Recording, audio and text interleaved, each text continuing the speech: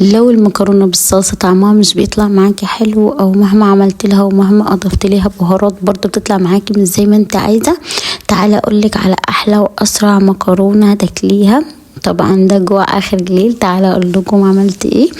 هنا حطيت بقى حله على البوتاجاز فيها شويه ميه، وحطيت شويه زيت، وحطيت الملح، ونزلت عليها بكيس المكرونه. هنا عندي بتنجانتين كانوا قربوا يدبلوا، نزلت عليهم قطعتهم كده مكعبات صغيره، وحطيت طاسه على البوتاجاز فيها شويه زيت، ونزلت عليها بالبتنجان، حمرتهم تحميره حلوه كده، وزي ما انتوا عايزين في التحميره. انا بحبها لونها بيبقى كده مغمق شويه، تمام. فحطيتها في الطبق.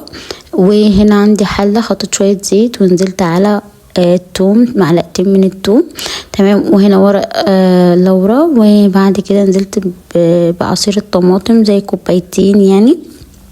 وهنا بقى ملح، فلفل، كزبرة، اي بهارات انت عندك عايزة تحطيها، تمام. هنا عندي كيس صلصة، نزلت كمان بمعلقة السكر عشان بتخليها تغمق وتبقى طعمها حلو. هنا خلاص سبكت الطماطم، نزلت على البتنجان. وهنا الطبق الاخير كده شوية المكرونة وشوية البتنجان، وزينتها بشوية الشطة دي. ولو اي حاجة عندك تزيين، تمام. يلا اشوفكم على خير وبقى